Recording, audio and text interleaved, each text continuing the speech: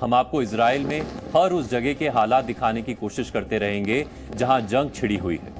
और अभी इस जंग का दायरा कितना बड़ा हो चुका है, ये हम आपको एक मैप के जरिए समझाते हैं। ये जो मैप आप अपनी टीवी स्क्रीन पर देख रहे हैं, इसमें इजराइल और गाजा पट्टी दिख रही है।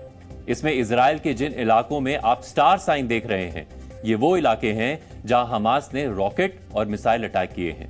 Ashkelon, Tel Aviv, Bethlehem, Jerusalem समेत इजराइल के सभी बड़े शहरों पर हमास हमले कर रहा है, जिसके जवाब में गाजा के इलाके में इजराइल की सेना हमास के ठिकानों पर एयर स्ट्राइक कर रही है।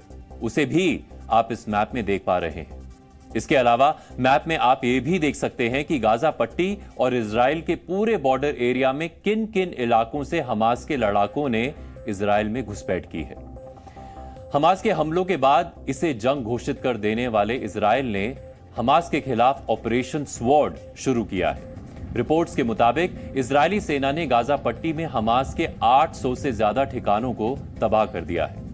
इजराइल डिफेंस फोर्स बॉर्डर पर फेंसिंग के रास्ते इजराइल में घुसपैठ करने वाले उग्रवादियों को भी निशाना बना रही है। इजरायली सेना गाजा पट्टी में हमास के ठिकानों पर जो बमबारी कर रही है, उसके वीडियो भी जारी कर रही है, जो आप इस वक्त अपनी टीवी स्क्रीन पर देख रहे हैं। इजराइल का दावा है कि जिन इलाकों को हमास के लड़ाकों ने कब्जा कर लिया था, उनमें से 29 से ज्यादा इलाकों को इजरायली सेना ने छुड़ा लिया है। इजरायली सेना का दावा है कि उसने हमास के 400 से ज्यादा लड़ाके मार गिराए हैं और कई लड़ाकों को पकड़ा भी। लेकिन जिस तरह से हमास ने इन हमलों को प्री प्लान तरीके से अंजाम दिया है, उससे कई सवाल भी उठ रहे हैं। इजराइल से इतनी बड़ी चूक कैसे हो गई? हमास के प्री प्लान्ड अटैक्स की भनक क्यों नहीं लगी? सबसे बड़ा सवालिया निशान तो इजराइल की खुफिया एजेंसी मोसाद पर भी उठ रहा है, जिसे पूरी दुनिया में सबसे खूंखार और सबसे इंटेलिजेंट खुफिया एजेंसी माना जाता है, जिसके एजेंट्स पूरी दुनिया में फैले हुए हैं। मोसाद ही नहीं, सवाल तो अमेरिकी खुफिया एजेंसी CIA पर भी उठ रहे हैं, क्योंकि अमेरिका को इजराइल का जिगरी दोस्त तक कहा जाता है। मोसाद और CIA के एजेंट्स कई बार जॉइंट ऑपरेशंस भी करते हैं। इसके बावजूद CIA और मोसाद दोनों को हमास की प्लानिंग का पता ना चलना कई सवाल भी खड़े करता है। कई जानकार तो ये भी कह रहे हैं कि इजराइल ने ये सब कुछ जानबूझकर होने दिया ताकि उसे हमास को खत्म करने का बहाना मिल जाए। इस पर यकीन करने की एक वजह यह भी है कि हमास इजराइल पर अक्सर मिसाइल और रॉकेट अटैक करता रहता है, लेकिन इस बार इजराइल ने पहले हमले के कुछ देर बाद ही युद्ध की घोषणा कर दी और हमास को पूरी तरह खत्म करने की कसम खाई। लेकिन हमास ने जिस तरह से अचानक इजराइल पर हमले करके पूरी दुनिया को चौंकाया और हवा, पानी, जमीन से इजराइल पर हमले किए, इससे एक बात तो तय है कि कोई भी आतंकी संगठन अपने अकेले दम पर इतनी बड़ी हिमाकत नहीं कर सकता।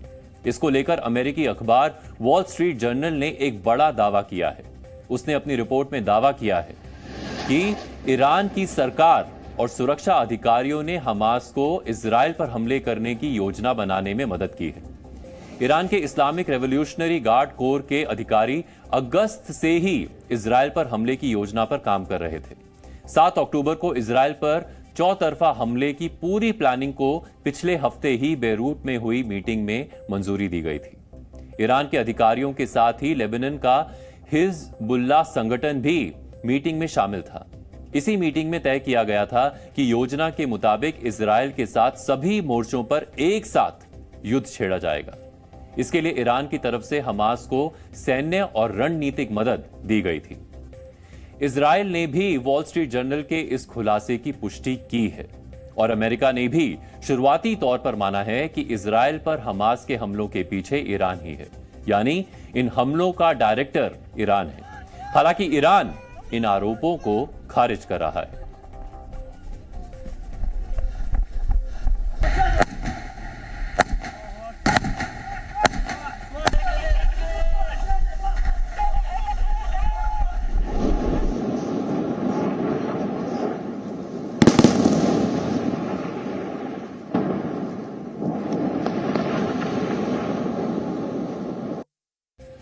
अब हमारे साथ सीधे वॉर जोन से मेरे सहयोगी विशाल पांडे जुड़ रहे हैं, जो इस वक्त एश्केलॉन शहर में मौजूद हैं, जहां से उन्होंने जो ग्राउंड रिपोर्ट भेजी है वो अभी थोड़ी देर पहले हमने आपको दिखाई थी। विशाल, आप मुझे सुन पा रहे हैं? जी बिल्कुल सौरभ जी विशाल, एश्केलॉन शहर से हमने आपकी ग्राउंड रिपोर्ट देखी, इस वक्त वहां क्या स्थिति है? देखिए सौरभ, एस्कलॉन शहर गाजा पट्टी से बेहद नजदीक है और इसके बगल में स्त्रौद है, जहां ये वो दो शहर हैं जहां सबसे पहले हमास के आतंकियों ने हमला किया। हमास के आतंकियों ने इन शहरों में घुसपैठ की और इसके अलावा इन शहरों पर ही सबसे ज्यादा रॉकेट से हमले हुए हैं, जिसका असर दिखाई पड़ा है। ये क्योंकि बेहद करीब है गाजा पट्टी के और इसी वजह से इन इलाकों में हमने काफी नुकसान देखा।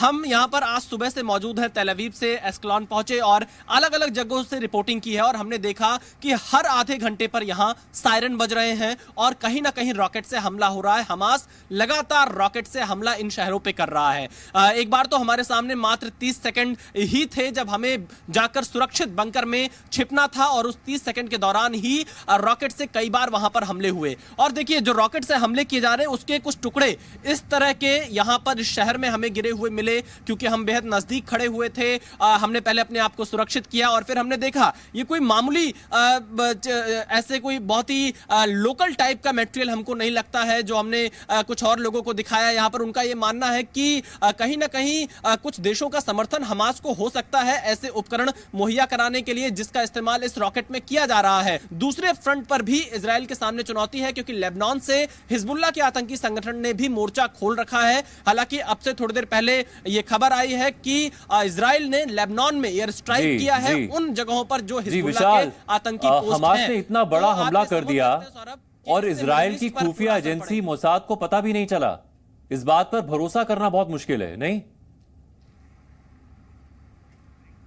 बिल्कुल, देखिए, क्योंकि मोसाद को दुनिया की बेस्ट इंटेलिजेंस एजेंसी के तौर पे जाना जाता है और मोसाद को अगर इसकी भनक नहीं लग पाई तो ये पूरी दुनिया में चर्चा का विषय बना हुआ है कि आखिरकार 5000 रॉकेट दागे गए। आयरन डोम, जिसके लिए इजराइल ने अभी हाल फिलहाल में ही उसके सिक्योरिटी उपकरण को और ज्यादा मजबूत किया था, आखिर वो कहां पर विफल रह गया? क्या कोई साइबर अटैक भी इजराइल के ऊपर हुआ था? क्योंकि इस बात की भी आशंका जताई जा रही है कि साइबर अटैक भी हुआ हो सकता है, जिसकी वजह से इजराइल को इस तमाम चीजों की जानकारी नहीं मिल पाई। और इसके अलावा जो इनपुट्स क्या मोसाद को नहीं मिल पाया, इजराइल की अन्य एजेंसियों को नहीं मिल पाया, और ये युद्ध सौरभ लंबा चलने की उम्मीद है, क्योंकि दो बड़े महत्वपूर्ण पहलू यहां पर देखने को मिल रहे हैं। ईरान हमास का समर्थन कर रहा है, ईरान हिजबुल्लाह का समर्थन कर रहा है। साउथ में हमास इजराइल को चुनौती दे रहा है, तो नॉर्थ में लेबनान की तरफ से हिजबुल्लाह यहां पर इजराइल को चुनौती दे रहा है। हालांकि कई ऐसे देश है, चाहे वो सऊदी अरब हो, यूएई हो, मिस्र हो, ओमान हो, ये तमाम देश यहां पर